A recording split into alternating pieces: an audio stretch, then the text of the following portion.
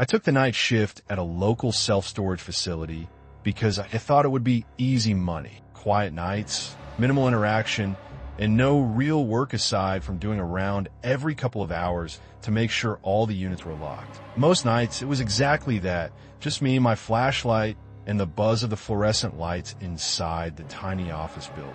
The facility was pretty large, maybe over 200 units spread out in several rows with long corridors between them. Everything was automated.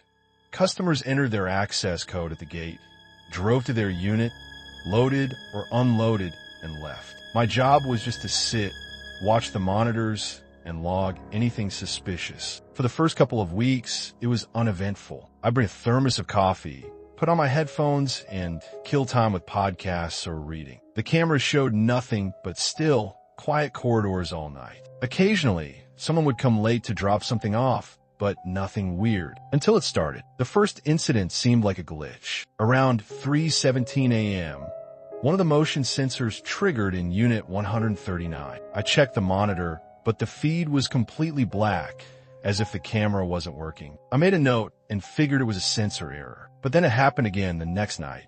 Same unit, same time. This time I walked out there with my flashlight. The door to 139 was closed and padlocked. There was no sign of movement, no strange sounds. I knocked, just to be sure, but no response. I shrugged it off and went back. But that pattern kept repeating. Always at 3:17. Always Unit 139. On the fourth night, I checked the logs. That unit hadn't been rented out in over a year. No recent access codes entered the facility. It should have been empty. I decided to check the inside. The next day, with the help of my manager, we opened Unit 139. It was completely empty. Just a bare, concrete space with dust on the floor. No boxes, no furniture, no trash. Nothing. We shut it back up, and I tried to move on. But that wasn't the end of it. A week later, I noticed the feed for camera 6, covering a different corridor, would flicker every night between 3:15 and 3:20. Not off completely,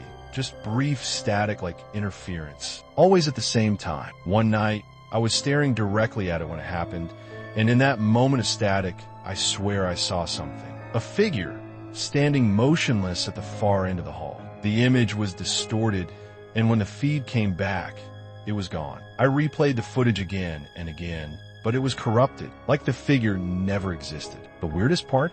I started hearing things, not through the speakers, through the walls of the office. Faint knocks, as if someone was tapping from the other side of the drywall. One time, it sounded like whispering, but when I leaned in, it stopped. I considered quitting, but I needed the money. I told myself I was imagining things, that fatigue was messing with my head. Until one night, the alarm for Unit 143 went off. Unlike 139, this one was rented. A man named Marcus had it, mostly for old furniture and business inventory. When I got to the unit, the lock was on the ground. Not broken, just placed there. The door was open. Inside, everything had been pulled out and rearranged like someone had been living in it. A single chair sat in the center, facing the door. A notebook rested on the seat. I picked it up hesitantly. The pages were filled with numbers, names, and dates, scribbled repeatedly over and over. Some pages had the same phrase written dozens of times. Don't open the door. I turned to run back to the office and nearly screamed. The lights above flickered violently, and I felt a rush of cold air pass right through me. I sprinted the rest of the way and locked the office door behind me. The monitors all showed static. That night, I stayed locked inside until sunrise. When the day staff arrived, I handed in my badge and walked out without a word. I never went back. A few weeks later, I got curious. I searched online for anything about that storage facility.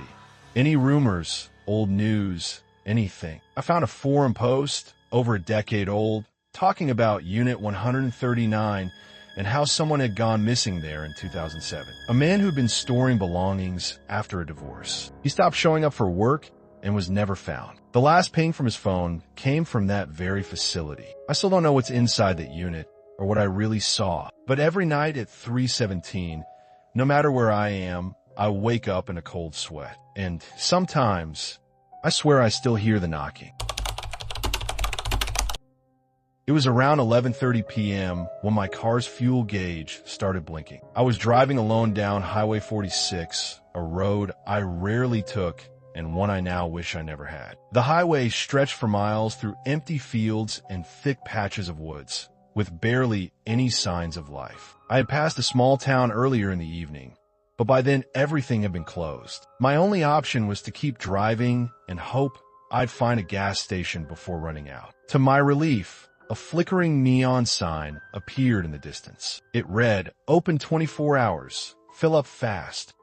As I pulled in, the place looked like something out of a movie. There was a single gas pump, an old convenience store with a few dim lights inside, and not a single other car in sight. I stepped out and began fueling up. The air was still and cold. The wind didn't even rustle the leaves. It was like time had paused in this place. Inside the store, a man stood behind the counter. He looked to be in his late 60s, thin and pale, with deeply sunken eyes. He didn't say a word as I entered, only nodded slightly. The radio behind him played static with brief bursts of unintelligible voices. I grabbed a water bottle and some chips and approached the counter. When I got closer, I noticed a thick scar running from his jawline up to his temple. Still, he said nothing. He rang me up and slid my change across the counter without making eye contact. "Quiet night?" I asked, trying to break the silence. He looked up at me then, his eyes dead and unblinking. "You shouldn't be here this late," he said. I laughed nervously. "Yeah, I'm just passing through." His response was barely a whisper. "They come out after midnight." I stared at him, unsure if he was joking. Before I could ask, he turned around and walked in the back room, leaving me alone in the store. The static on the radio got louder, and I suddenly felt like I was being watched. I left the store quickly, got into my car, and locked the doors. I had filled up already, so I turned the ignition and began to pull away. That's when I saw it. Something was standing at the edge of the woods, just beyond the gas station's light. It was tall, easily over 7 feet, thin and gray-skinned. Its eyes glowed faintly, and it tilted its head as if studying me.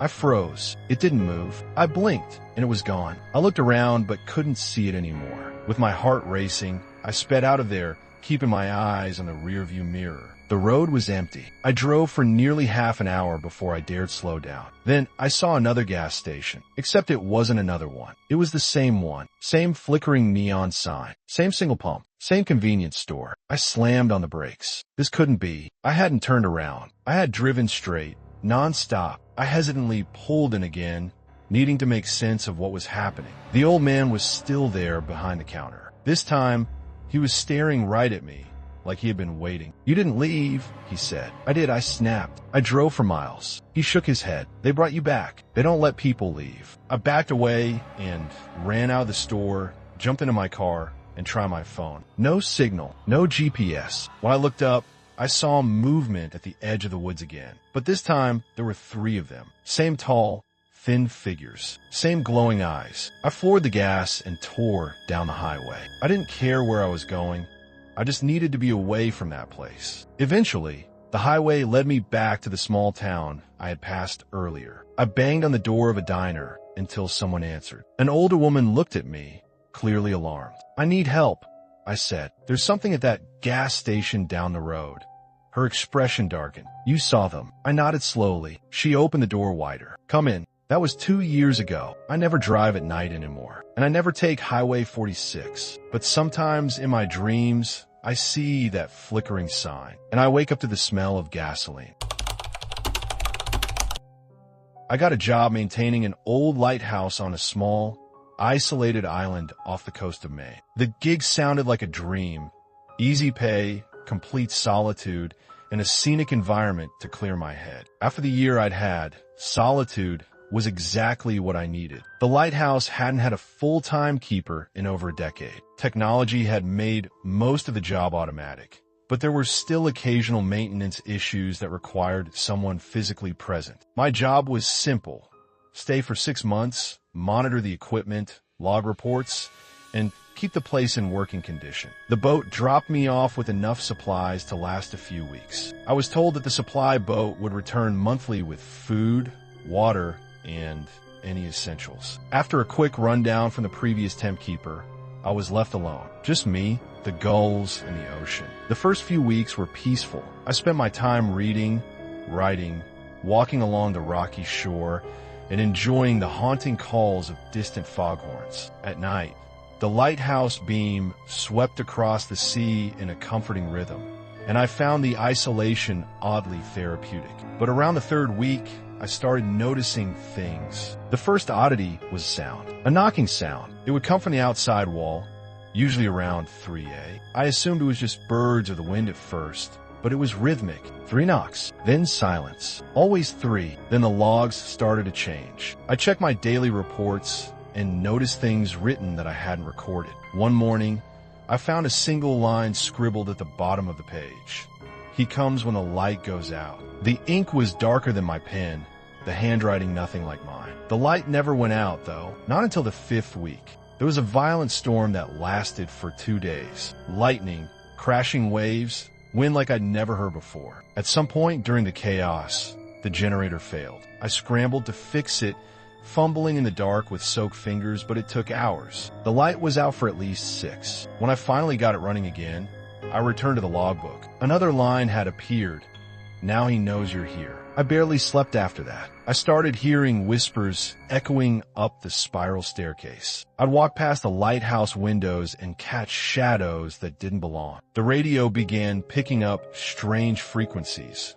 Voices speaking in a language I didn't recognize, looping over and over. The same 3 words. Every single night. The knocking came back, louder, more aggressive. I try not to look out the windows, but curiosity always won. Each time, nothing was there. Just black ocean and moonlight. Until one night, I saw him, far down on the rocks, standing motionless. A tall figure, impossibly thin, no features I could make out. Just staring at the lighthouse. Staring at me. I backed away, heart pounding, and stayed away from the windows. But when I turned around, the logbook was open again. A new line had been added.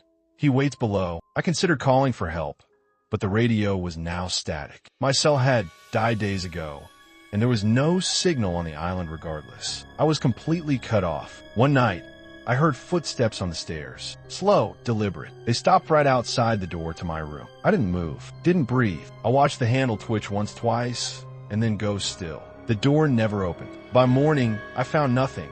No prints, no signs of forced entry. But the logbook had another line.